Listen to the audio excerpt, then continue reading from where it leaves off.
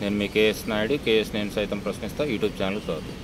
విశాఖ ఉక్కు కర్మాగారానికి మంచి రోజులే వచ్చాయి. ఎందుకంటే నిన్న కేంద్ర ప్రభుత్వం దాదాపుగా 11,000 కోట్ల పైబడి ఉక్కు కర్మాగారం యొక్క వృద్ధి కోసం చేదోడు అందించడం జరిగింది. అయితే ఇదే ఉక్కు వైజాగ్ స్టీల్ ప్లాంట్ మీద గతంలో ప్రతిపక్షంలో ఉన్నటువంటి నాటి ముఖ్యమంత్రి, డిప్యూటీ సీఎం తదితర పార్టీ నాయకులందరూ కూడా జగన్మోహన్ రెడ్డి సర్వనాశనం చేశాడు. జగన్మోహన్ రెడ్డి విశాఖ ఉక్కు కర్మాగారాన్ని కేంద్రానికి తాకట్టు పెడుతున్నాడు, అమ్మేస్తున్నాడు అని చెప్పి నానా రాద్ధాంతం చేసినటువంటి సందర్భం.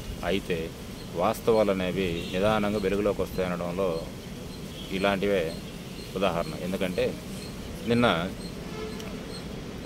కేంద్ర మంత్రి కుమారస్వామి గారు మాట్లాడుతూ, మేము ప్రైవేటీకరణ చేద్దామని చెప్పేసి గతంలోనే ప్రపోజల్ పెట్టాము, కానీ ఆంధ్ర రాష్ట్ర ప్రభుత్వం అంటే అప్పుడు జగన్మోహన్ రెడ్డి సీఎంగా ఉన్న సమయంలో జగన్మోహన్ రెడ్డి ప్రభుత్వం మాకు సహకరించలేదు, అందుకే ప్రైవేటీకరణ ఆగిపోయింది అనేటువంటి అంశాన్ని నిన్న కేంద్ర మంత్రి అయినటువంటి కుమారస్వామి చెప్పాడు.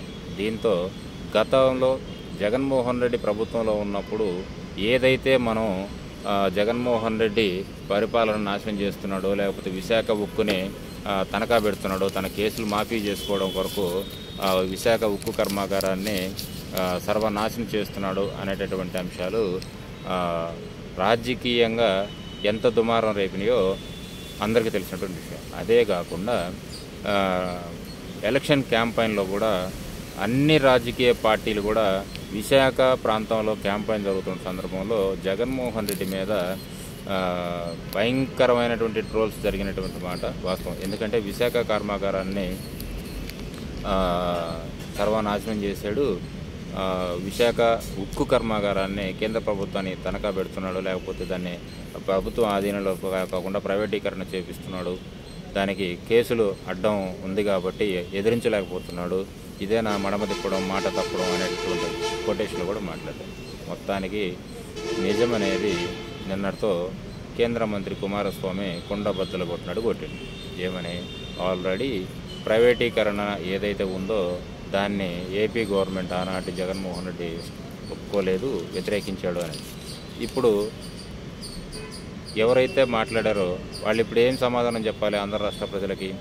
జగన్మోహన్ రెడ్డి నిజంగానే ఉక్కు కర్మాగారాన్ని తనఖా పెట్టిండా, లేకపోతే నాశనం చేసిండా? కాబట్టి ఒక స్టేట్మెంట్ ఇచ్చేటప్పుడు పూర్వాపరాలు ఆలోచించాలి, పరిశీలించాలి, ప్రజలకు చెప్పాలి. ఆ రోజు నమ్మినటువంటి ప్రజలు ఇప్పుడు ఏదైతే స్టేట్మెంట్ ఉందో అదే స్టేట్మెంటు రివర్స్. ఎందుకంటే ఆ రోజు పత్రికలు కూడా పెద్ద పెద్ద బ్యానర్ హెడ్డింగ్లు వేసినటువంటి సందర్భం.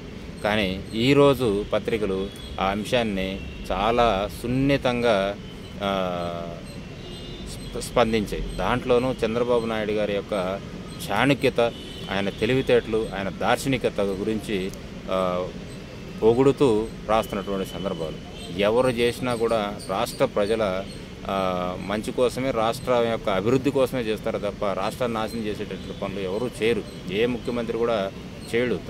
చేయడం వల్ల అతని పరిపాలనకు అతనికే నష్టం తప్ప ఇంకోటే ఉండదు. కాబట్టి తెలిసి నష్టం చేకూర్చేటటువంటి పనులు ఏ ముఖ్యమంత్రి కూడా చేయడు. అది జగన్ అయినా, చంద్రబాబు అయినా, ఇంకొక అయ్యైనా, ఎవరైనా కానీ నిజాలు అనేది ప్రజలకి నిదానంగా తెలుస్తాయి. Thank you.